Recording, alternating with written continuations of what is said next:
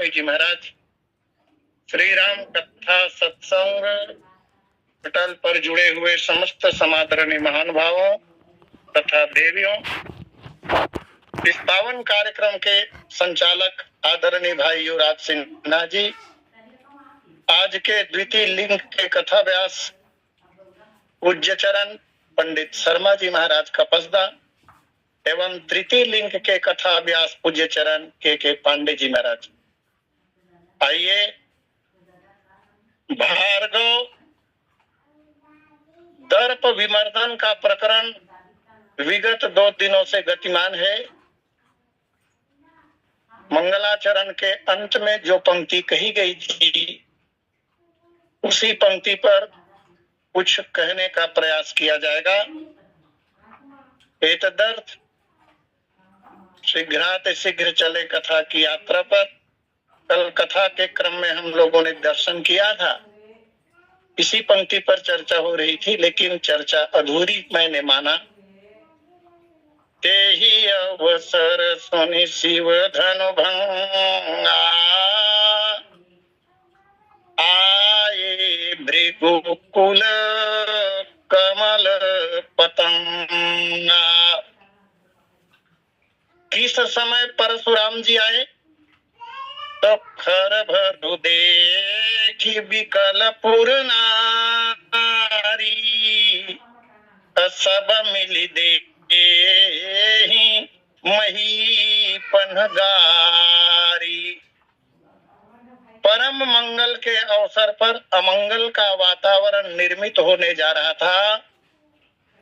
दुष्ट राजाओं के अनर्गल प्रलाप के कारण स्थिति बिगड़ने लगी थी।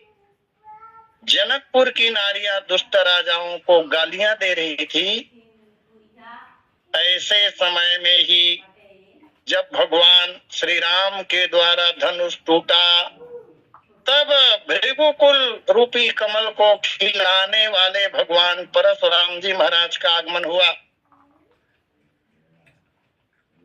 ये अत्यंत विकट समय है।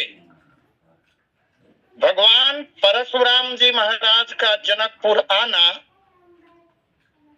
वाल्मीकि रामायण, आध्यात्म रामायण, आनंद रामायण, भावार्थ रामायण एवं श्रीमद् रामचरितमानस सभी में पाया जाता है। लेकिन सभी रामायणों में धनुष टूट जाने के बाद जब स्त्रियां गालियां देने लगी राजाओं को, तब परशुराम का आगमन हुआ हो, ऐसी कथा प्राप्त नहीं होती। वाल्मीकि रामायण में भी परशुराम जी महाराज जनकपुर पधारे हैं, लेकिन इस रामायण के आधार पर और भावार्थ रामायण के अनुसार भी जिन रामायणों की चर्चा भी की गई, उन सभी रामायणों में परशुराम जी महाराज बाद में आते हैं, जनकपुर नहीं आते। वो भी जब बारात की विदाई हो गई चक्रवर्ती जी महाराज, तो वाल्मीकि रामायण की चर्चा करें तो विश्वामित्र जी महाराज नहीं है। भगवान श्री रामचंद्र जी महाराज के विवाह हो जाने के बाद विश्वामित्र जी महाराज चले गए, जबकि मानस जी की कथा के अनुसार अंत तक रहे। बाल कांड की फल श्रुति जहां लिखी गई है 361वें दोहे में, वहां तक विश्वामित्र जी महाराज हैं। लेकिन वाल्मीकि रामायण के अनुसार विश्वामित्र जी महाराज विवाह के पश्चात चले गए, उनका प्रयोजन सिद्ध हो गया। बारात वापस अयोध्या को लौट रही है। जनकपुर की सीमा से बारात बाहर निकल चुकी है।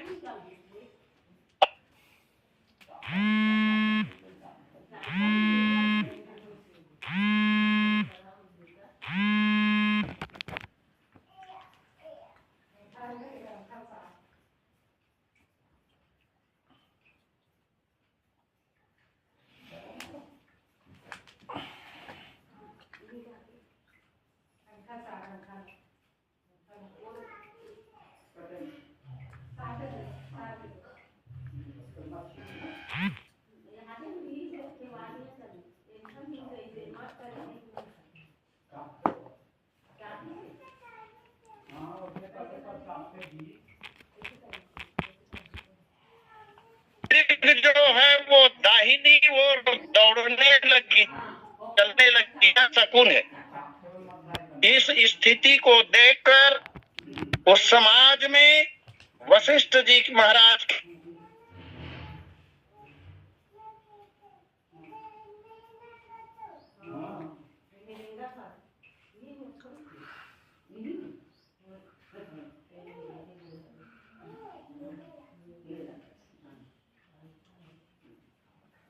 बातें होंगी।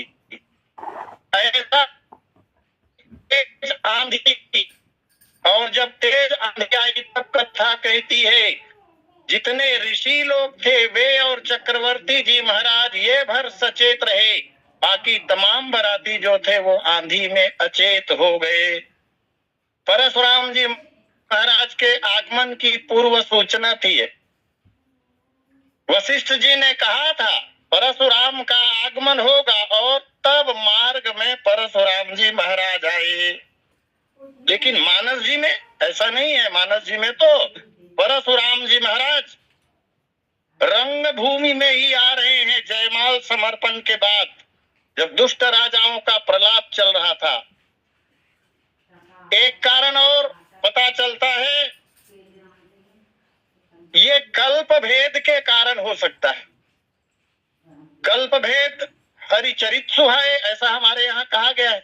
भगवान तो वही है, उनकी लीलाएं प्राय वैसी ही होती है, परंतु निवेदन करूं मैं, अलग अलग कल्पों में भगवान की लीलाओं में आंशिक अंतर पाया जाता है। घटना वही घटेगी लेकिन उसका स्वरूप दूसरा होगा। जैसे भावार्थ रामायण है, मैं वाल्मीकि रामायण देख रहा था, उसमें लक्ष्मण और परशुराम जी महाराज का संवाद है ही नहीं। सीधा परशुराम जी आए, परशुराम जी ने ललकारा श्री राम को। दशरथ जी महाराज क्षमा याचना करते रहे भय के कारण, उनकी एक न सुनी परशुराम जी ने, और वो विष्णु धनुष थमा दिया। भगवान राम ने वो धनुष चढ़ा दिया, और उसके बाद परशुराम जी महाराज प्रार्थना करते हैं। उसकी प्रार्थना बहुत लंबी है, और फिर महेंद्राचल पर्वत की ओर तपस्या करने के लिए चले जाते। तो इन रामायणों में इस कथा में जो अंतर दिखाई देता है, कथाएं सब सही है क्योंकि मान्य और प्रमाणित ग्रंथों में वर्णित है, और हम लोगों के लिए शब्द ही प्रमाण है, ग्रंथ ही प्रमाण है। अस्तु यह कहा जा सकता है कि कल्प भेद के कारण और पुराण भेद के कारण ऐसा अंतर पड़ा हो। लेकिन परशुराम जी महाराज के रंग भूमि में पहुंचना, जैसा कि मानस जी में वर्णन किया गया है, इसके अनेक भाव हो सकते हैं। तब यह तो मानस है। मानस इतना गंभीर है कि वास्तव में अगर ऐसा कहा जाए कि किसी पंक्ति का सही अर्थ अभी तक नहीं लगा या पूर्ण रूप से अर्थ नहीं लगा तो अतिशयोक्ति नहीं होगी, क्योंकि जितने टीकाकार हुए वे सब टीकाकार अपनी अपनी मति के अनुसार अर्थ करते हैं। गोस्वामी जी महाराज ने चौपाई दोहे तो लिखे, सोरठा लिखा, श्लोक लिखा, लेकिन उसका अर्थ तो किया नहीं, और यही दिव्यता है मानस जी की। तो कुछ भाव परशुराम जी महाराज के रंग भूमि में आने के कुछ और कारण जो हो सकते हैं, जैसा कि पूर्वाचार्यों ने कहा, वह मैं निवेदन करूं। कथा में हम लोगों ने दर्शन किया, श्री सीता जी ने जयमाल समर्पण किया, दुष्ट राजा लोग क्रोधित हुए और श्री राम लक्ष्मण से युद्ध करने के लिए तथा श्री सीता जी को बलात् छीन लेने के लिए या अपहरण करने की तैयारी उन दुष्ट राजाओं ने की कर रहे थे।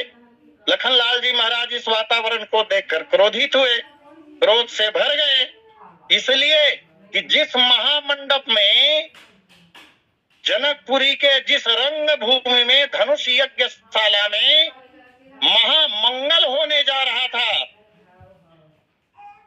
महामंगल मंगलकारी जयमाल भगवान के गले में पहनाई गई थी, उसी मंजुल मंगल मोदमय मंडप में युद्ध की विभीषिका दिखाई दे।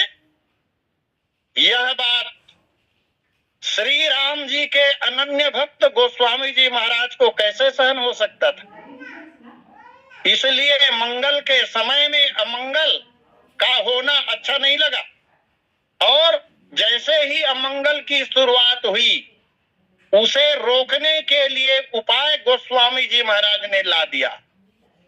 आए होंगे परशुराम जी महाराज, मार्ग में मिले होंगे, लेकिन यह बात गोस्वामी जी महाराज को सहन नहीं हुआ। वह मंगल नहीं देख सकते, इसलिए गोस्वामी जी महाराज ने कह दिया, तेहि अवसर सुनी शिव धनु भंगा, आए भृगुकुल कमल पतंगा। ये जितना भी बकवाद हो रहा था, जैसे ही भगवान परशुराम रंगशाला के द्वार पर आए, परिस्थिति बदल गई। बोले, देखी महीप सकल सकुचाने,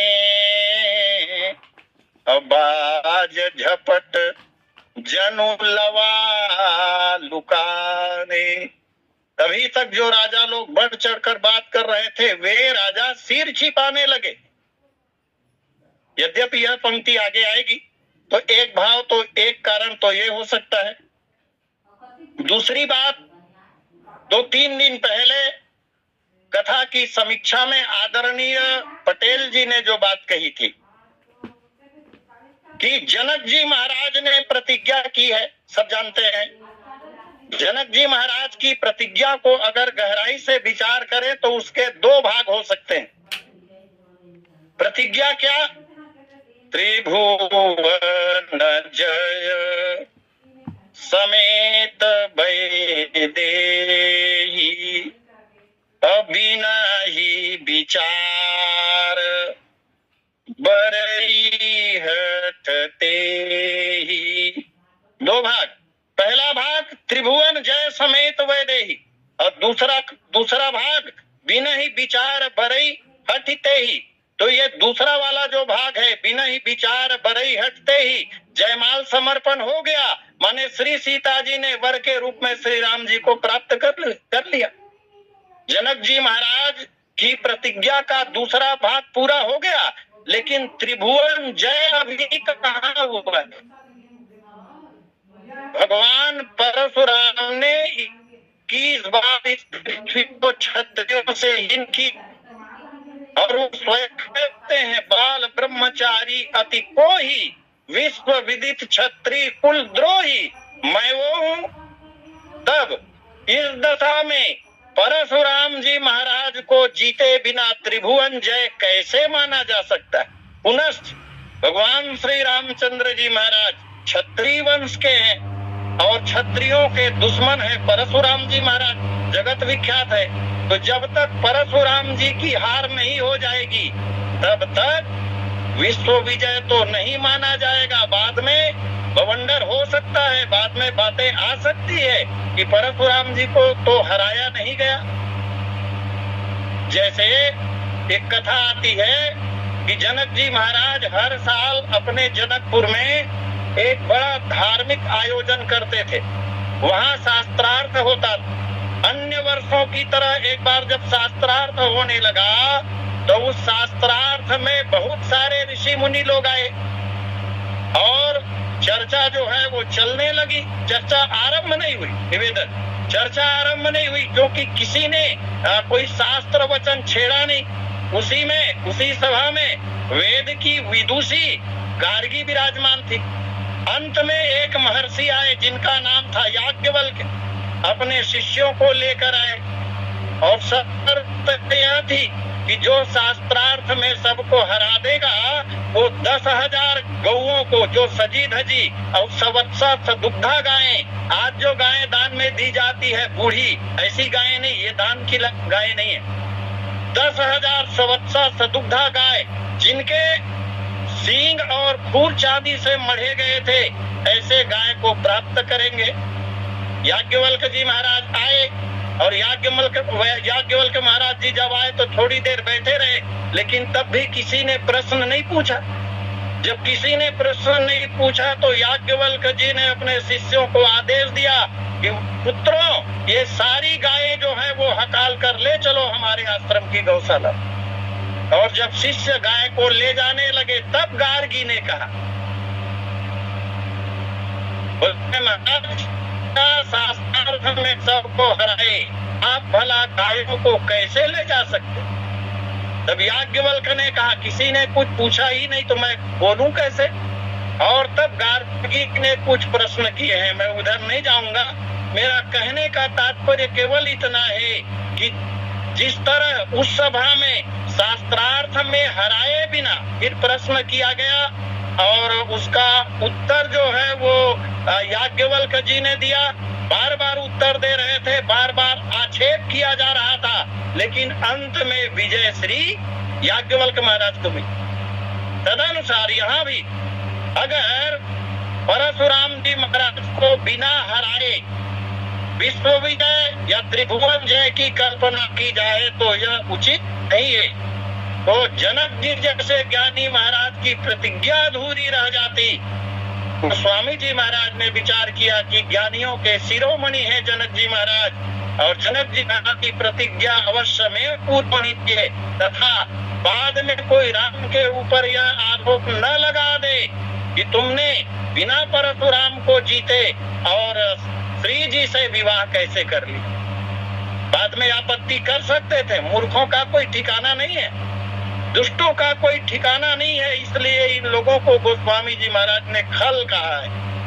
खल, और खल जो है वो कब कहाँ किसे किस तरह प्रताड़ित कर देंगे इसका कोई भरोसा नहीं है। इसलिए भी गोस्वामी जी महाराज परशुराम जी महाराज की उपस्थिति निर्धारित कर रहे हैं उस रंगशाला में, और इसीलिए कह दिया तेहि अवसर सुनी शिव धनु भंगा, आए भृगुकुल कमल पतंगा। तीसरा भाव, धनुर्भंग होने के पश्चात गोस्वामी जी महाराज ने एक पंक्ति लिखी है और उसके नीचे एक दोहा लिखा। मैं ध्यान चाहूंगा, क्या कहा गोस्वामी जी महाराज ने? भृगुपति केरी गर्भ गरुवाई, सुर मुनि बरन केरी कदराई। भृगुपति माने परशुराम जी महाराज का गर्व और गुरुता, यह भी भगवान शंकर के धनुष रूपी जहाज में सवार हुआ। और तब चौथा लिखा, शंकर चाप जहाज सागर रघुबर बाहुबल, पूर्ण स्व सकल समाज चढ़ा जो प्रथम ही मोहवश। और जब ये कथा गोस्वामी जी महाराज ने लिखी ना, तब तो परशुराम जी महाराज आए ही नहीं थे। अब जब आए ही नहीं थे और परशुराम जी के गर्व और गरुताई को, वीरताई को धनुष रूपी जहाज में बैठकर डूबना गोस्वामी जी महाराज कह चुके हैं, तो परशुराम जी महाराज का जनकपुर में और उसी स्थान में जहाँ पर धनुष पड़ा हुआ है आना जरूरी है ना। इसलिए गोस्वामी जी महाराज ने कहा, तेहि अवसर सुनी शिव धनु भंगा, आए भृगुकुल कमल पतंगा। चौथा भाव, अगर यज्ञशाला में उस राज समाज में रंग भूमि में परशुराम जी महाराज न आए होते, मान लीजिए नहीं आते, तो लखनलाल जी महाराज की जो वीरता है, तेजस्विता है, वो त्रैलोक्य में कैसे फैलता? लखनलाल जी महाराज कितने तेजवान है ये दुनिया कैसे जानती? 80 के दशक में मैंने कथा सुनी थी, पंडित महेश मिश्रा जी भोपाल वाले से। उन्होंने तेजस्विता का वर्णन करते हुए कहा था, एक प्रश्न उठाया था स्वयं, और प्रश्न का समाधान भी उन्होंने किया था।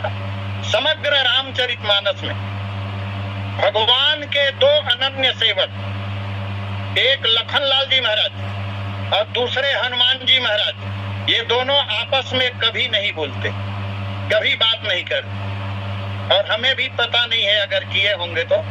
यहाँ तक जब लखनलाल जी महाराज को शक्ति लगी और संजीवनी लाकर हनुमान जी महाराज ने उनके प्राणों की रक्षा की, तब तो कम से कम इतना कर्तव्य बनता है धन्यवाद करने का। एक आदमी किसी दूसरे आदमी को मार्ग बता दे, गिलास पानी पिला दे, कुछ पता बता दे, तो धन्यवाद ज्ञापित किया जाता है। मानवता यही है।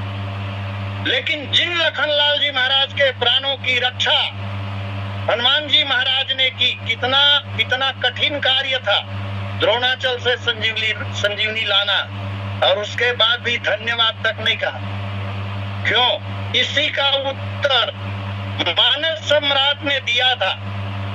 निवेदन करूं, वो कहते थे कि 14 लाख सूर्य की ऊर्जा हनुमान जी महाराज में थी और 14 लाख सूर्य की ऊर्जा लखनलाल जी महाराज में थी। अगर दोनों एक साथ बोलते आमने सामने, तो 14 लाख सूर्य की ऊर्जा की टकराहट होती, ब्रह्मांड जल जाता। ये उनका कथन था, सुनकर अच्छा लगा था। बात चाहे जो लखनलाल जी महाराज की जो तेजस्विता है, जब तक लक्ष्मण और परशुराम का संवाद नहीं होगा, लखनलाल जी महाराज की तेजस्विता, यद्यपि इसके पूर्व की कथाओं में हम लोगों ने उनके क्रोध को देखा है, तोरों छत्रक दंड जिमी तो प्रताप बलनाथ, जौन करो प्रभु पद शपथ, उन धरो कर भात, आदि आदि। फिर भी जो तेजस्विता लक्ष्मण परशुराम संवाद में दिखाई देता है, वह अन्य प्रसंग में शायद नहीं।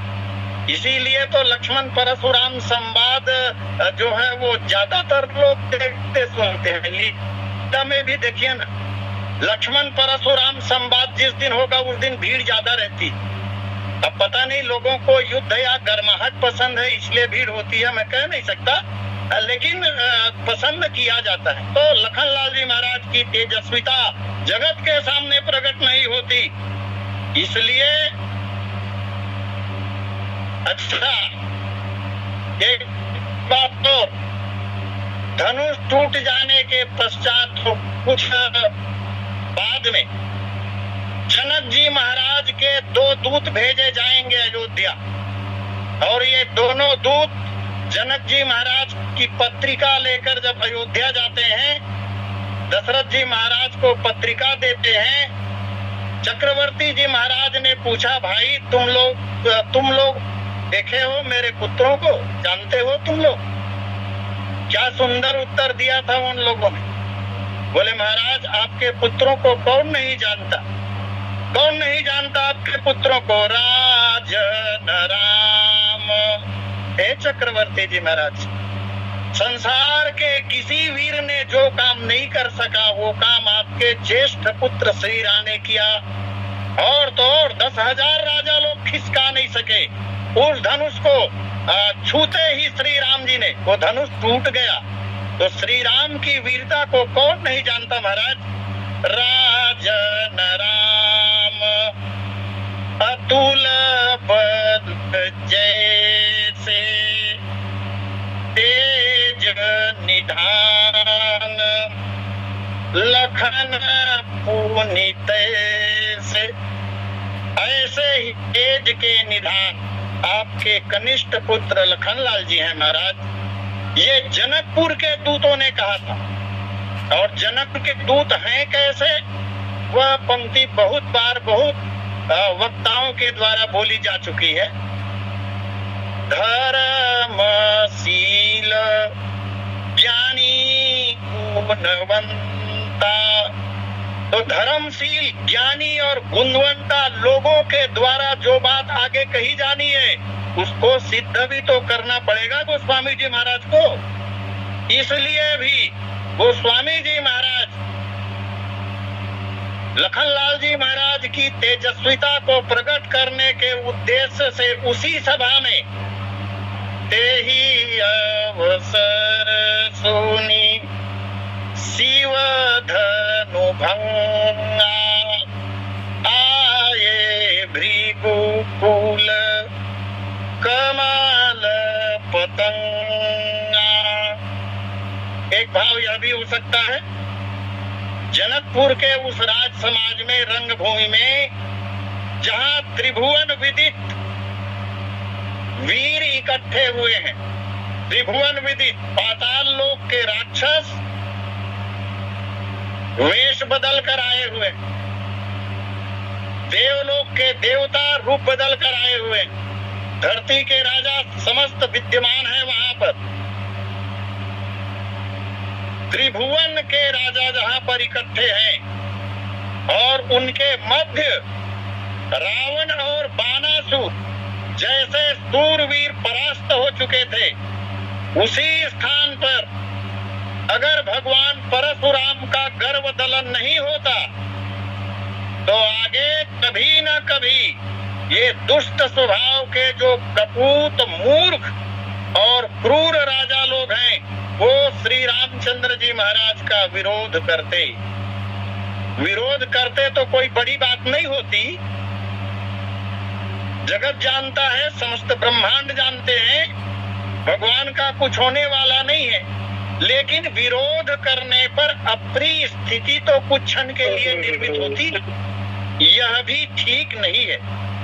तो विरोध करने की संभावना रह जाती, इसलिए इसी मंडप में परशुराम जी का आगमन जरूरी था। इसलिए गोस्वामी जी महाराज कहते हैं तेहि अवसर सुनी शिव धनु भंगा, आए भृगुकुल पतंगा। अन्य रामायणों में यह भले न हो, लेकिन जनकपुर की उस सभा में भगवान परशुराम का आगमन हनुमान नाटक और प्रसन्न राघव नाटक में ऐसा ही पाया जाता है जैसा रामचरितमानस में है। तो गोस्वामी जी महाराज ने अपने मन से नहीं लिखा इसे। प्रसन्न राघव नाटक और हनुमान नाटक गोस्वामी जी महाराज के मानस रचना काल के बाद में लिखा हुआ ग्रंथ नहीं। मैंने तो एक जगह पढ़ा, ये हनुमान नाटक जो है वो हनुमान जी महाराज के द्वारा लिखी हुई रामायण है। पत्थर में जो लिखा गया था, जिसे प्रवाहित कर दिया था महर्षि वाल्मीकि के कहने पर, और बाद में अपने तपोबल से ऋषियों ने उन्हें प्राप्त किया और उसके कुछ अंशों को लिपिबद्ध किया गया, ऐसा पढ़ा है। तो श्रीमद् रामचरितमानस में परशुराम जी महाराज का रंगभूमि में आना संभवतया गोस्वामी जी महाराज ने इन्हीं ग्रंथों से लिया हो, इसलिए यह प्रक्षिप्त नहीं कहा जा सकता, प्रमाणित ही कहा जाएगा। तो जब हनुमान नाटक में इसका वर्णन है, प्रसन्न राघव में वर्णन है, जो मान्य है, विधि मान्य है, इसी तरह मानस जी में है, इसलिए स्थान दिया। तेहि अवसर सुनी शिव धनु भंगा, आए भृगुकुल कमल पतंगा। एक भाव और विद्वान लोग कहते हैं, महाराज दशरथ माधुर्य भक्ति में निरत राम जी के भक्त थे। अब देर बुद्धि वाले कुछ लोग प्रश्न उठा सकते हैं, राम जी का अवतार जन्म तो बाद में हुआ, दशरथ जी उनके भक्त कैसे हुए?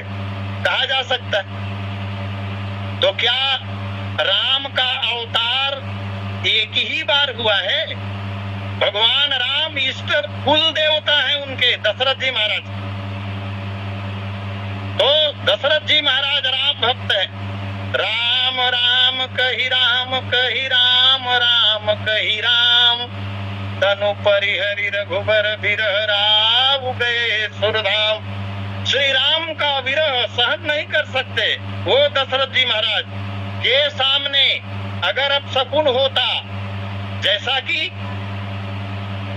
पहले मैंने निवेदन किया, अन्य कथाओं में ऐसा वर्णन प्राप्त होता है कि मार्ग में मिले बारात वापसी के समय, तो उस समय दशरथ जी महाराज थे। वाल्मीकि रामायण के खंडन नहीं है, हाथ जोड़कर खंडन नहीं है, ये बात भावना की है। गोस्वामी जी महाराज राम भक्त हैं और थोड़े से अपशकुन से महाराज भयाक्रांत हो जाते हैं, जैसा कि कहा गया।